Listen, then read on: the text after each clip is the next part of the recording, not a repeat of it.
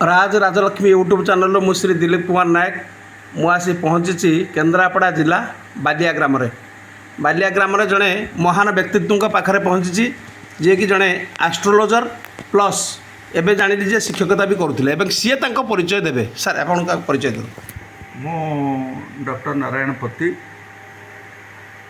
शिक्षकता मोर हूँ प्रथम जीवन आरंभ एवं प्रधान शिक्षक होती सर्वशिक्षा काम करुली एवं 2013 रु अवसर ग्रहण कर सारिबा परे एबे समाज सेवारे संपूर्ण नियोजित अच्छी एवं मो उद्यम आम अंचल गोटे आध्यात्म अनुष्ठान दुर्गा पूजा अनुष्ठित होउछि पाखरे जो पिला माने अछंती आउरी अनेक अंचलर लोक मानकर सहयोगिता पछरे रहिछि एवं ज्योतिर्विद्या मोर गोटे प्राय ईश्वर दत्त विद्या ज्योतिर्विद्या और वास्तुविद्या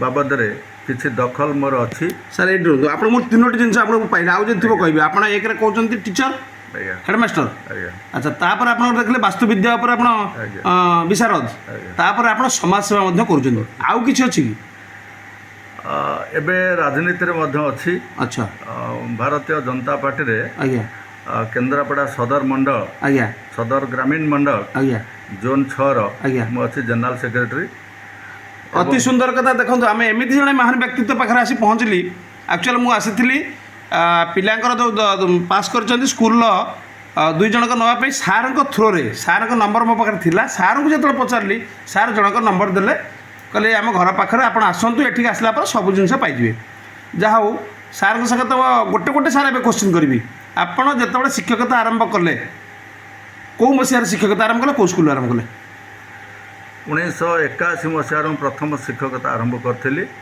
कलरंगी अता यूजेएम स्कूल जिला जाजपुर अच्छा आप लास्ट जो आप ये कले रिटायर्ड हेल्ले कौ स्कूल 2013 मसीह मुझे रिटायर्ड हेली एवं से बालिया स्कूल रिटायर्ड हेली अच्छा ये जो एस्ट्रोलोजीटा आप कौ मसीह कौ केबेठु आप मन भर प्रश्न आसला आप गवेषणा करने आरंभ कले 1976 मसीह मोर बह होता एवं विवाह पूर्वर एस्ट्रोलोजर कही ये जो झील को विवाह करुच ये होउचंती जड़े विषकन्या एवं जीवनटा नष्ट हो मुता सत्वे बापा बोंकर इच्छा मु विवाह करी एवं सेटा अरेंजमेंट मैरेज थिला एवं विवाह पर मो मनरे से प्रश्न उठीला जे विषकन्या कौन आ से विषकन्या को खोजी खोजी मु 76 मसीह विषकन्या को खोजुली एवं खोजी खोजी मु गोटे एमती जगार पहुँची जाइए जे अंचलर जड़े जनाशुना एस्ट्रोलोजर हो जाइए एवं 1982 मसीह मु विषकन्या को पाइली गोटे भल बही पाई बाईकली महापात्रंकर जातक दर्पण बही से बही मोर संदेह दूर होता एवं बहुत बही मु अध्ययन करिछि हिंदी इंग्लिश ओडिया संस्कृत ये ज्योतिर्विद्या और वास्तुविद्या विषय में गवेषणा करने मो वास्तव तथ्य लोकों पाखे उपस्थापन करने चाहे एवं ज्योतिर्विद्या और वास्तुविद्या को मुझे केबे पेशा रूपे ग्रहण करना गोटे सेवा भाव में ग्रहण करनी। अच्छा आप जो आउ गोटे कथा कहले आप ग्राम पर सेवा कर जो अनुष्ठान अनुष्ठान बहुत देखाशुना कर ये मन प्रश्न केबेठु आसला आप शिक्षकता करते आस न मु जो छोट होती आज्ञा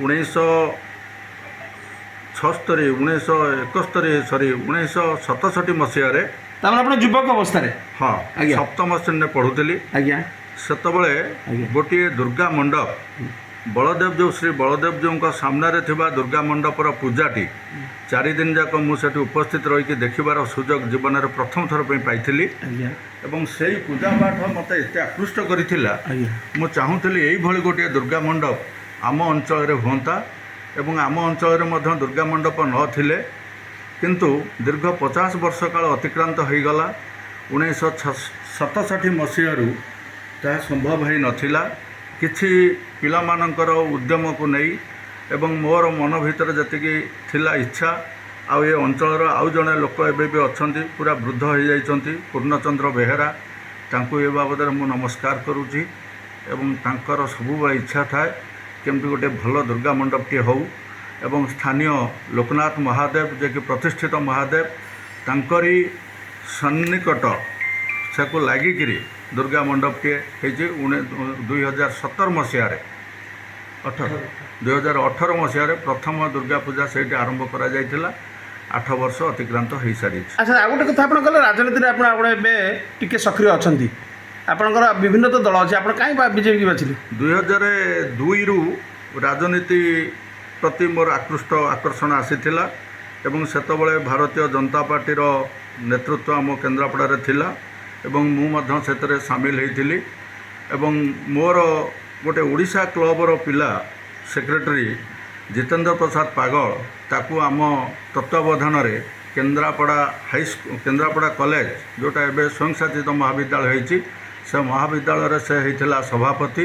ତାକୁ ଆମେ ଜିତେଇବାରେ ସାହାଯ୍ୟ କରିଥିଲୁ ଏବଂ ସେଇଦିନ ଠାରୁ ପ୍ରଚ୍ଛନ୍ନ ଭାବରେ ରାଜନୈତିକ ଚିନ୍ତାଧାରା ଖାଲି ମୋ ଭିତରେ ନୁହେଁ, ମୋତେ ମୋ ପାଖରେ ଥିବା ଅନେକ ପିଲାମାନଙ୍କ ମଧ୍ୟରେ ମଧ୍ୟ ଜାଗ୍ରତ ହୋଇଥିଲା ଏବଂ ସେଇ ଏବେ ମଧ୍ୟ ସେଇଟା ରହିଛି। କିନ୍ତୁ ମୁଁ ଯେତେବେଳେ ଚାକିରିରେ ଥିଲି ସେଥିରୁ କିଛି ଦିନ ପାଇଁ ନିବୃତ୍ତ ଥିଲି, ତେଣୁ ଏବେ ତା ଦେହରେ ମୁଁ ସମ୍ପୂର୍ଣ୍ଣ ରୂପେ ସକ୍ରିୟ। ଆଚ୍ଛା, ଆଉ ଗୋଟେ କଥା କହୁଛି, ଆପଣଙ୍କର ପିଲାପିଲି କେତୋଟି? ମୋର 2ଟି ପୁଅ ଆଉ 2ଟି ଝିଅ। ସେମାନେ ସମସ୍ତେ ବିବାହିତ? ସମସ୍ତେ ବିବାହିତ। ଆଚ୍ଛା, ମ୍ୟାଡ଼ାମ୍ ହାଉସୱାଇଫ୍। ଭଲ। ଆଚ୍ଛା, ଆପଣ ଯଦି ଏତେ ସମୟ ସବୁ ଦେଇପାରୁଛନ୍ତି ସମାଜ ପାଇଁ, 50 ବର୍ଷ ଅତିକ୍ରାନ୍ତ ହୋଇସାରିଛି ବିବାହ। ଆଚ୍ଛା, ଆପଣ ଏତେ ସମୟ ଯଦି ସମାଜ ପାଇଁ ଦେଉଛନ୍ତି, ଏଥିରେ କ'ଣ ମ୍ୟାଡ଼ାମଙ୍କର ନିଶ୍ଚିତ ହାତ ଥିବ? କାରଣ ବହୁତ ଲୋକ ତ ଟାଣନ୍ତି। ରହିଛି, କାରଣ ସେ ଘର ଦାୟିତ୍ୱ ସମ୍ପୂର୍ଣ୍ଣ ତାଙ୍କର। ତାଙ୍କ ବିନା ଯାହାକି ମୋ ଜୀବନରେ ମୁଁ ପାଦେ ବି ଆଗେଇବା ସମ୍ଭବ ନୁହେଁ। ଆଚ୍ଛା, ପିଲାମାନେ ସବୁ ପାଖରେ ଅଛନ୍ତି ନା ଯେଝା ରାସ୍ତାରେ ସେମାନେ ଭଲ ପାଠ ପଢ଼ି ଅଛନ୍ତି? ଝିଅ ଆଡ଼ିସନାଲ୍ ଏକ୍ଜିକ୍ୟୁଟିଭ୍ ଇଞ୍ଜିନିୟର ଅଛି, କେନ୍ଦ୍ରାପଡ଼ାରେ ଅଛି। ଆଚ୍ଛା, ଆଉ ସମାନ ପାଠ ପଢ଼ିକି ସାନ ଝିଅଟି କେନ୍ଦ୍ରାପଡ଼ାରେ ବାହା ହେଇଛି ଏବଂ ହାଉସୱାଇଫ୍ ଅଛି। ଆଜ୍ଞା।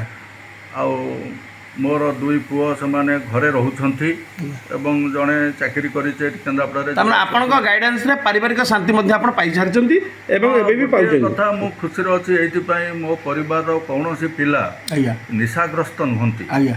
କୌଣସି ଜିନିଷ ସିଗାରେଟ୍ରୁ ଆରମ୍ଭ କରି ନିଶା ଜିନିଷ ପର୍ଯ୍ୟନ୍ତ ସେଇ ବାବଦରେ। ସାର୍, ଗୋଟେ ବଢ଼ିଆ କଥା କହିଲେ। ଆପଣ ଯଦି କହିଲେ ମୁଁ ସେ ଫ୍ୟାକ୍ଟକୁ ଯାଉଛି। ଆପଣ ଜାଣିଛନ୍ତି 102 ବର୍ଷ ହେଲାଣି ଜଣେ ଲୋକ ଯିଏକି ଅର୍ଚ୍ଚନା ନାୟକ, ଯିଏ ଆପଣ କେନ୍ଦ୍ରାପଡ଼ା MP ଥିଲେ, ତାଙ୍କ ବାପା ପଦ୍ମଲୋଚନ ନାୟକ ଯିଏକି ଥିଲେ ଆପଣଙ୍କର ରାଜନଗରର MLA ଥିଲେ ବହୁତ ବର୍ଷ ତଳର କଥା। ବର୍ତ୍ତମାନ ତାଙ୍କୁ 102 ବର୍ଷ ହେଲା, 101 ପୁରୀ 102 ହେଲା। ସେ ମଦ ବିରୋଧରେ ଆନ୍ଦୋଳନ କରୁଛନ୍ତି 40 ବର୍ଷ ହେଲା। ବିଗତ 40 ବର୍ଷ ହେଲା ତାଙ୍କର ଯେଉଁ ପେନ୍ସନ୍ ପଇସା ମିଳୁଛି ସେଥିରେ ସେ ଖାଇ ଏବଂ ବହୁତ ଗୁଡ଼ା ଅନୁଷ୍ଠାନ କରିଛନ୍ତି। ମୋନା ବୋଲି MOONA ବୋଧେ ମୋନା, ତାମାନେ ମଦ ବିରୋଧରେ ଆନ୍ଦୋଳନ ସେ କରିଚାଲିଛନ୍ତି। ଆପଣ ଗୋଟେ ବଢ଼ିଆ କଥା କହିଲେ। ଆପଣ ଏମିତି ପିଲାମାନଙ୍କୁ ଶିଖାଇଛନ୍ତି ଯେ କାହାକୁ ଖରାପ ବ୍ୟବହାର କରିବେ ନାହିଁ ଏବଂ ମାଦକ ଦ୍ରବ୍ୟର କୌଣସି ଆପଣ ବିଡ଼ି ହେଉ ସିଗାରେଟ୍ ହେଉ କିଛି ବ୍ୟବହାର କରିବେନି। ଯେହେତୁ ଆପଣ କରୁନାହାନ୍ତି, ପିଲା ନିଶ୍ଚିନ୍ତ କରିବେ ନାହିଁ। ବହୁତ ବାପା ମା ଅଛନ୍ତି ନିଜେ ପିଉଛନ୍ତି, ପିଲାଙ୍କୁ କହୁଛନ୍ତି ତୁମେ ପିଅ ନା। ଏଇଟା କ'ଣ ସମ୍ଭବ? ମୁଁ ପ୍ରାକ୍ଟିକାଲରେ ବିଶ୍ୱାସ କରେ। ମଣିଷ ଯାହା କହିବ ସେଇଟାକୁ ଲୋକ ଗ୍ରହଣ କରିବେ, ଏଇଟା ସମ୍ଭବ ନୁହେଁ। ଯାହା ନିଜେ କହିବ ସେଇଟାକୁ ଗ୍ରହଣ କରିବେ, ସେଇଟା ଆଦର୍ଶ ହେବ। ଆଚ୍ଛା, ଆଉ ଗୋଟେ ସାର୍ କହିବି, ମୁଁ ଆପଣଙ୍କ ଏଠି ବସିଲା ପରେ ମୁଁ ଦେଖୁଛି ବହୁତ ଆପଣ ମେଡ଼ାଲ୍ ପାଇଛନ୍ତି, ବହୁତ ଜିନିଷ ଏଠି ଆପଣଙ୍କର ମୁଁ ଦେଖାଉଛି ମଧ୍ୟ। ତ ଏ ସବୁ କେଉଁ ଜାଗାରୁ ପାଇଛନ୍ତି? ମାନେ କ'ଣ ପାଇଁ? ଆଷ୍ଟ୍ରୋଲୋଜି ପାଇଁ ନା ଶିକ୍ଷକତା ପାଇଁ ନା କ'ଣ ପାଇଁ? ମୁଁ ଲେଖାଲେଖି କରେ। ଆପଣ ଲେଖାଲେଖି ବି କରନ୍ତି? ହଁ। କ'ଣ ଆର୍ଟିକଲ ଆପଣ କ'ଣ କବିତା ଲେଖନ୍ତି ନା ଆପଣଙ୍କର ଭ୍ରମଣ କାହାଣୀ ଲେଖନ୍ତି ନା କ'ଣ ଲେଖନ୍ତି? କବିତା ଲେଖେ ଆଉ କ୍ଷୁଦ୍ର ଗଳ୍ପ ବି ଲେଖେ ଏବଂ କବିତା ସଂକଳନ ମୋର ପ୍ରକାଶ ବି ପାଇ। ଆପଣଙ୍କ ଏବେ ବୟସ କେତେ? ମୋର ବୟସ ବର୍ତ୍ତମାନ 69। 69? ଆଜ୍ଞା। 69 ତ ବହୁତ କମ୍ ବୟସ ଅଛି, କିଛି ଅସୁବିଧା ନାହିଁ। ଆଜ୍ଞା। ତ ଆପଣ ଏବେ ମୁଁ ଜଗନ୍ନାଥଙ୍କ ପାଖରେ ପ୍ରାର୍ଥନା କରୁଛି, ଏମିତି ଜଣେ ଲୋକ ପାଖରେ ମୁଁ ପହଞ୍ଚିଗଲି କ'ଣ ସାର୍ଙ୍କ ପାଖରେ ନାହିଁ। କବିତା ବି ଲେଖନ୍ତି, ତାମାନେ ଆହୁରି ଛୋଟବେଳେ ନାଟକ ବି କରୁଥିବେ? ନାଟକ ମୁଁ କରିନି। ଆଜ୍ଞା, ଇଚ୍ଛା ଅଛି? ମୁଁ ଟିକେ ସାଇ ନେଚର ଅଧିକ। ଆଜ୍ଞା। ତାପରେ ଆମ ପରିବେଶ ସେମିତି ନଥିଲା। ଆଜ୍ଞା। ନାଟକ ମୁଁ କରିନି, କିନ୍ତୁ ମୁଁ ନାଟକକୁ ପସନ୍ଦ କରେ ଏବଂ ପ୍ରାୟ ଟିଭିରେ ଯାତ୍ରା ଦେଖେ। ଆପଣ ଭାସ୍କର ଟକିଜର ଯେ ମାଲିକ ଥିଲେ ସେ ବହୁତ ଫିଲ୍ମ ବି ପ୍ରଡ୍ୟୁସ୍ କରିଛନ୍ତି। ରବି ବାବୁଙ୍କ ପରିବାର ସହିତ ମୋର ସମ୍ପୃକ୍ତି ରହିଛି। ଆଜ୍ଞା। ଆଉ ଏବେ ଯେ ଚେୟାରମ୍ୟାନ୍ ଅଛନ୍ତି ତାଙ୍କ ବୋହୂ, ଆଜ୍ଞା, ତାଙ୍କ ସହିତ ବି ସମ୍ପର୍କ ଅଛି ଏଇ ସମାଜ ସେବା। ଆଚ୍ଛା, ଆପଣଙ୍କର ବିଧାୟକ କିଏ? ବିଧାୟକ ବର୍ତ୍ତମାନ ଶ୍ରୀଯୁକ୍ତ ଗଣେଶ୍ୱର ବେହେରା। ଗଣେଶ୍ୱର ବେହେରା ଏରିଆ ଇଏ ମୋର ମଧ୍ୟ ସେ ଗଣେଶ୍ୱର ବେହେରା। ଆପଣ ଆଉ ତ ପଲିଟିକାଲ ଆଡ଼କୁ ଯାଉନାହିଁ, ଖାଲି ଏତିକି ପ୍ରାର୍ଥନା କରୁଛି ଜଗନ୍ନାଥଙ୍କ ପାଖରେ ଆପଣଙ୍କର ଚଲାପଥ କୁସୁମିତ ହେଉ, ଆପଣ ସତାଇ ହୁଅନ୍ତୁ ଏବଂ ଆପଣଙ୍କ ଗାଁର ଯେଉଁ ଠାକୁର ପୂଜା କରୁଛନ୍ତି ତା ସହିତ ଆପଣଙ୍କ ଏରିଆର ଗୋଟେ କଥା ଆଜି ଅନୁରୋଧ କରିଦେଇଯିବେ। ଆପଣ ଯାହା କହିଲେ ନିଜ ପିଲାମାନଙ୍କୁ ଯେମିତି ମାଦକ ଦ୍ରବ୍ୟଠାରୁ ଦୂରେଇ ରଖିଛନ୍ତି ତ ତା ପାଇଁ କିଛି କରିବେ ବୋଲିକି ମୋର ଆଶା ଏବଂ ବିଶ୍ୱାସ। ଆପଣଙ୍କ ନାଁଟିକୁ ମୁଁ ମଧ୍ୟ ଆପଣଙ୍କର ଖରାପ ଭାବନ୍ତୁ ଭଲ ଭାବନ୍ତୁ ମୁଁ ନେଇକି ସାର୍ଙ୍କ ପାଖରେ ପଦ୍ମଲୋଚନ ନାୟକଙ୍କ ପାଖରେ ଆପଣଙ୍କ